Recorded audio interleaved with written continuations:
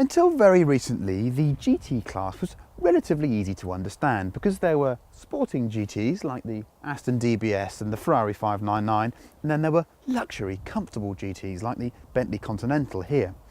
But Bentley's gone and blurred the lines a bit recently with the new Bentley Continental Supersports.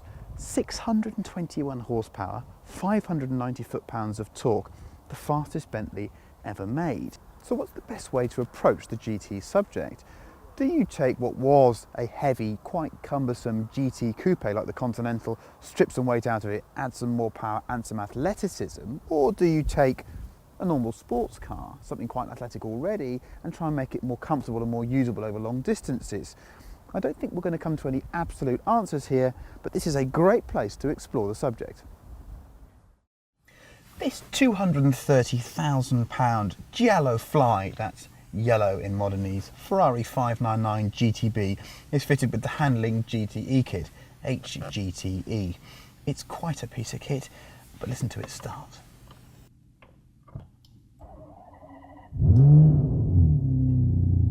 That's an expensive, gorgeous noise.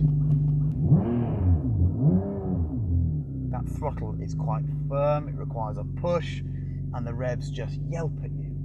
There's a red line in front of me of 8,500 RPM, and I've got a runway ahead of me, but sadly I've got to talk to you, so I can't go too fast just yet. Let's have a think about the 599. Will the 599 be remembered as one of Ferrari's great cars? I think it will, but I don't think it will with this handling GTE pack on it.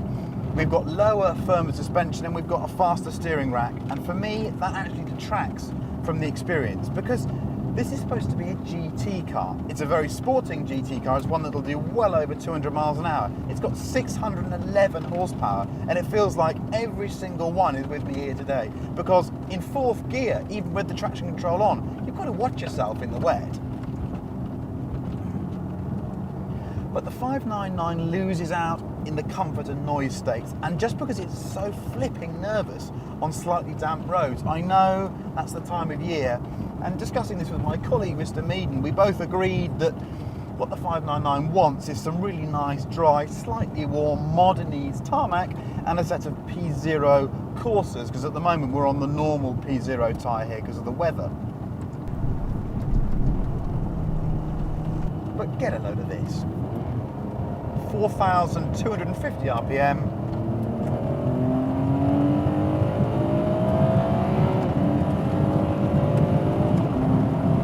And that's 120.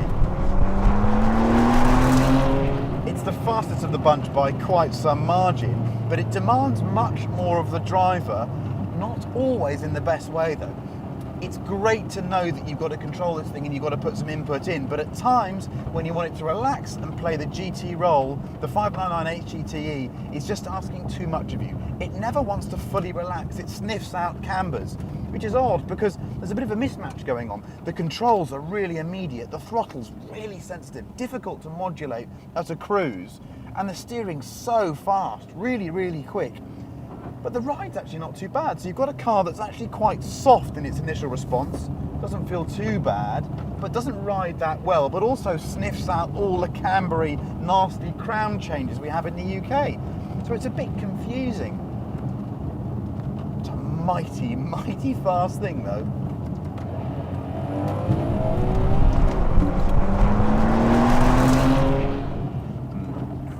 Watch how quickly I've got to get the lock on and off.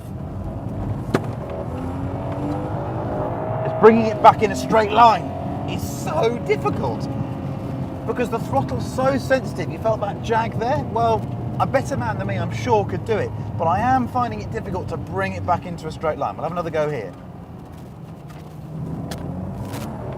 Goes in all right, but when it comes back, oh, it's sharp.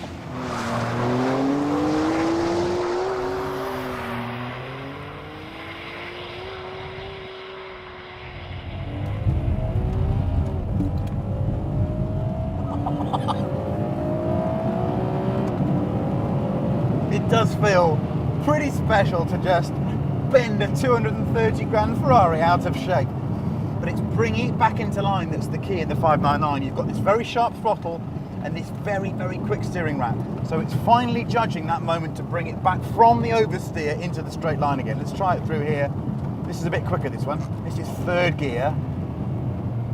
So we put him in, and we've got to be quite quick on the steering, but getting him back in a straight line, oh, not a bad effort, but you saw from the camera a bit of a jolt. This is sort of S-level skids, I reckon. It's quite difficult.